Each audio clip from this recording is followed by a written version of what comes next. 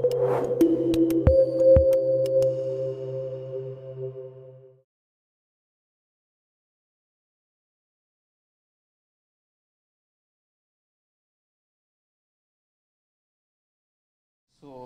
what I'm going to present today is ADF 2.4.0, and I thought that maybe this one was a good presentation to do in this occasion because has passed some time since we presented last time about ADF, that was at the DevCon, and we presented the 2.0 version.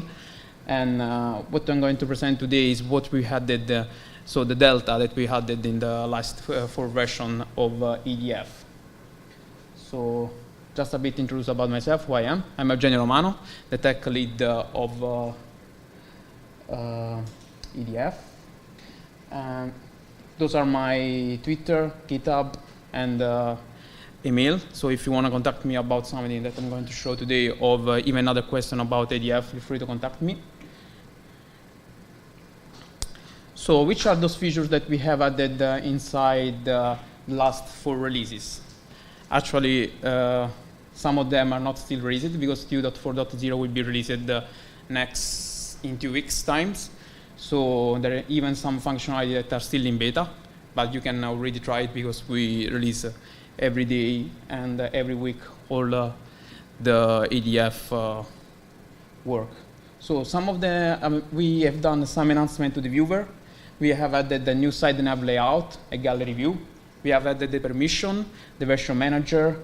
We have added the comments as the one that we showed that we saw before. So we have the comments now, and we have the new beautiful search that will be shown in I guess a few minutes from Dennis, and a lot of other things, lock content, share content. So I suggest you to give a look on all our release note that has also some fancy GIF on it. And you can have some preview of what those functionality are. So often when people start with ADF, one of the first questions is, where should I start? Because, yeah, it's true, there are more than one starting point with ADF. So there's the Angular CLI that you can use always to start a new Angular project, and ADF is an Angular project. There is the example content app, that is our app made for the content service. The demo shell, where we try all our new functionality of ADF. So we use internal in order to test it and show it if everything works well together. And there's the generator, so the ADF generator. So tendentially, I would say not use the demo shell. Just use the demo shell if you want to try the new functionality and you don't have the time to put inside your project. You just want to see how it works. The example content app is a good starting point if you are more interested about the content. And the Angular CLI is always a good starting point, but that one is a really pure skeleton. So don't give you all the setups and the config that you need for the ADF app. So you will missing some configuration files, the import of some library. And instead, in the end, we have the generator. So what I suggest you to use in order, when you want to start a linked project from scratch, is the generator. And is what we are going to do today. So how to start your project with the generator is really easy. You just use npm. Nowadays, everything is installed through npm. So if you want to start a new project. So you install our generator, that is a Yeoman generator, that includes inside the Angular CLI and the ADF. And after you run the generator, and that will give you a backbone of an ADF project with already something that is the login. I will show you in a few minutes. Yeah, right now. So you will have something like that. That is already a skeleton for an ADF project. And after you need to add your secret sauce inside, so all the components that you want to build. So it depends which is the experience that you want to give.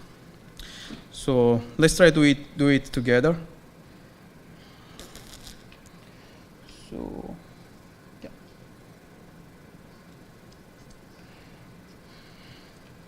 So this one is a project I already built it before to come here because when I go around, usually there will be a really high probability that npm and node will get a lot of times in order to install all the library.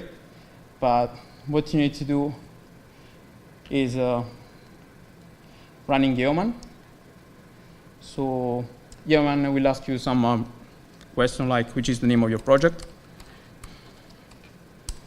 And if you want a process and content service only, or process service application, if you change these kind of things, it will give you a different configuration of IDF app, because we have 3 different main library. One is the core, and one instead is the content service, another one is process service. So if you don't need it, it's not going to give you as dependencies. Let's say I want both. And it asks you if you want to install it now, all the dependencies from NPM. And yeah, it will maybe get a while to install all of them. So what I did usually is I'm going to my project that I already installed it offline to save some time.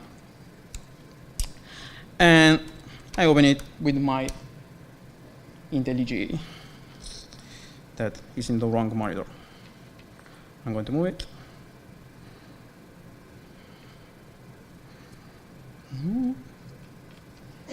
Yeah, easier. So what is going to be created from this generator is this application. And as you can see here, there are all the classical files that you can find in an Angular project, and especially in Angular CLI project. So there is even the Angular CLI files with already all the configuration that you need in order to import our assets. There are 2 different configurations, one for production and one for development. There is a proxy file that will help you in order to configure the proxy against ADF, because usually you have the backend inside another domain. In order to not have the coarse problems, you want to have a proxy that allow you to not have coarse problems. And there are a lot of configuration that will spare you a lot of time using this generator. Okay? That otherwise you need to read the documentation and understand how to do it. So let's see, for example, let's do a quick example. So I had some idea in order to show you which are the new functionality that we added inside the EDF in the last 4 releases. And let's see, for example, I want to add, maybe let's start before the project. So it's easy, just npm run start. That should be fast. And it's in the wrong monitor as usual.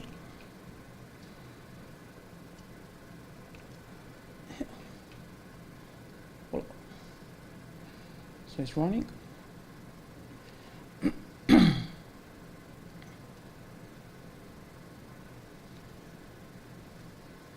There's a famous T-shirt with 90%. But yeah, you got it. And so this one is the first backbone that you're going to have with our generator. You can log in inside the content service and the process service. And you will have already something about configured about activity and content service. You can open a file, there is a viewer, and a lot of things. But as you can see now here, there is not, and there is almost nothing about to perform action on those files. You can only view them. So what if I want to add a content action menu here? So the thing is that it's really easy. You go here, document list component file, HTML. You find which is the document list, that is that one. And here, you're going to add, so you can even autocomplete it. And you say content actions, true. And now it's going to add you content action. But before to add it, you need to tell him which are the content actions that you want to add. So, for example, there are inside ADF, there are 3 different kinds of content action. There are custom content action and system content action. Let's say, for example, I want to create a custom content action. So a content action that I will tell what he needs to do. And in this case, it's going to execute this function here, make custom content action. So I'm going to create a make custom content action inside the TypeScript file. And as usual, as the first time that you try something, what you are going to do is a beautiful console log. Hi. And yeah. You say that it's compiled successfully. And now, yeah, as you can see here, we have added some content action. And this one is my content action. And if I press the content action, I should see inside the console log something. Yeah, hi. So it works. But yeah, that one is not really something that can help you when you want to create a content project. So what you're more interested about is adding a new functionality, I don't know, as the lock, the delete, or that file. So this one is a new content action that we have added in the last in 2.3 release. So that allow you to lock a file. And so if you want to lock a file, it's quite easy. You go here, and you add this other content action. And as you can see here, what we're saying is that our content action, the handler, and this one is a system handler, is a lock. And the icon that I want to show inside the content action is a lock. And the target means that if I want to make it works only for document, folder, or both. And if everything goes OK, what I think.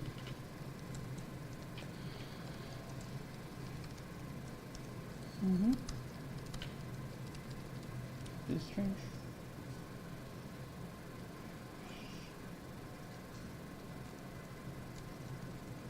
There is the classical problem. What the wrong?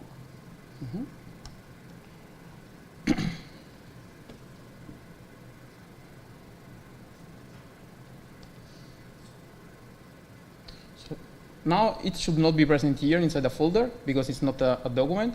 So where I have enabled this lock is only on files, on documents. And now you can see here that there is a lock.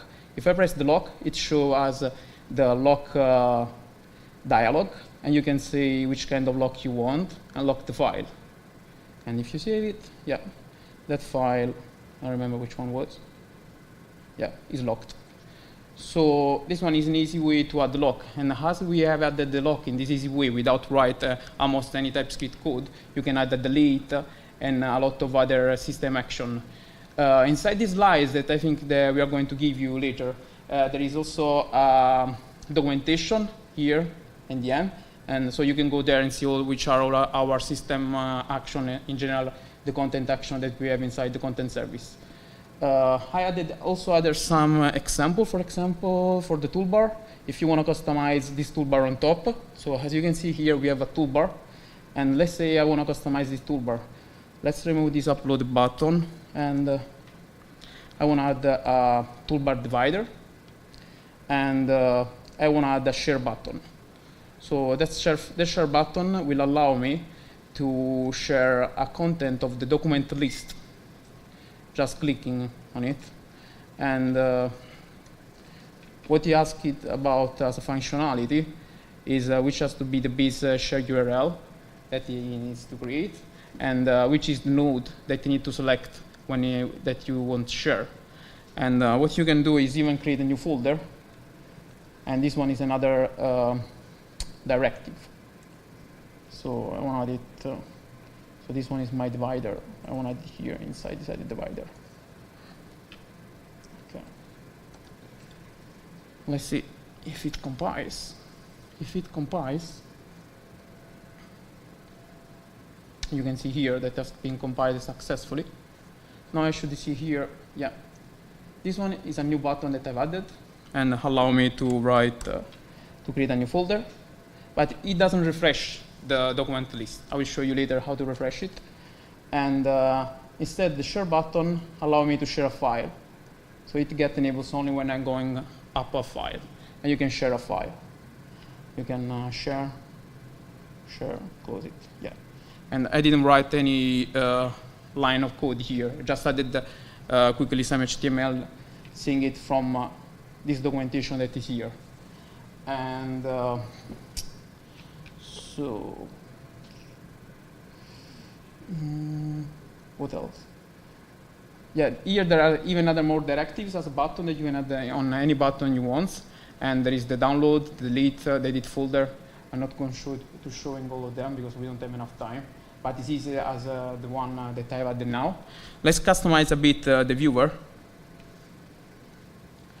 So if you press here, this one is our viewer. And it is also able to open a PDF.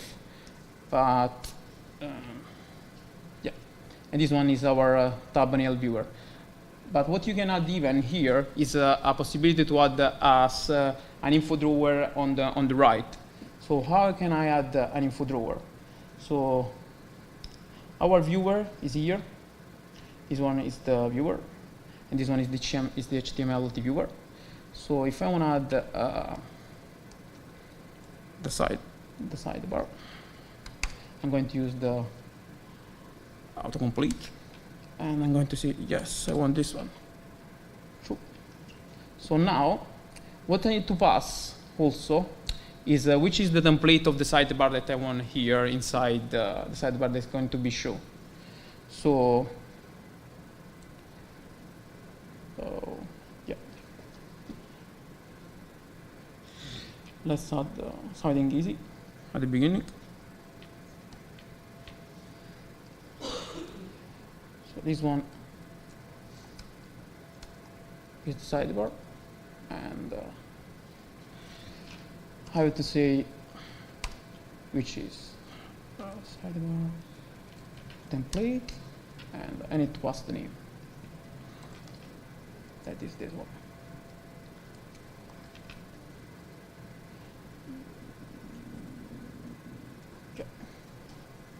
Okay.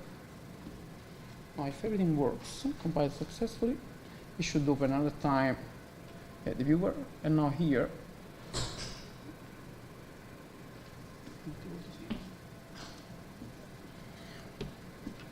Something wrong.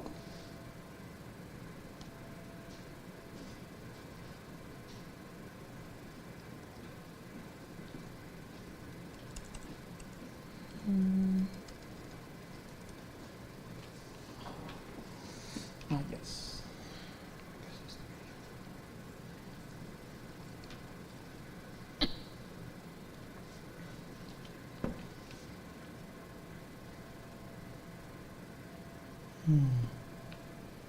Okay, let's reverse it.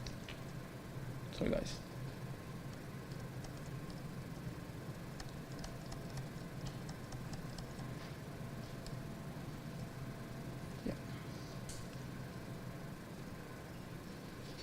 Yeah, this one is a more complicated example that I did before. So this one is the template that I wrote it before. This one is a template of sidebar that has inside even some functionality as the comments component and the versioning component. And yeah, I added here, this one is the reference that I'm saying I want to show in the sidebar, this sidebar template here that I created here. So if I save it,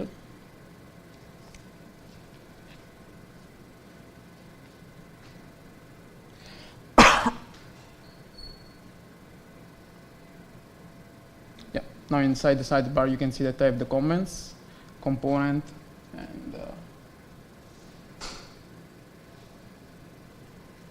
this one is the metadata component,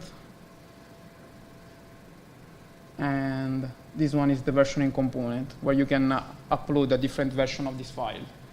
So, and all these components are these three tags here. So this one is the comments component that I added inside one of the info drawer. This one is the version manager component, and this one is the metadata component. So are three components that I added inside the viewer just using the HTML. I didn't touch any TypeScript at the moment. So yeah, this one is this example that I just showed you. This one is the versioning that I showed you. And another function that we added in the last version is the error component. So the classical 404. If you don't know how to create a 404 component, you can use our 404 component. And what you need to do is just to say inside the roots what this component has to be.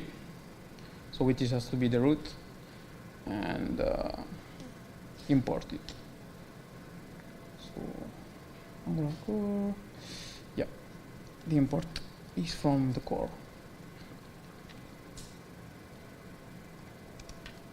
You save it, and it says compiled successfully. Now, let's try to test it. So if I go on a page that doesn't exist,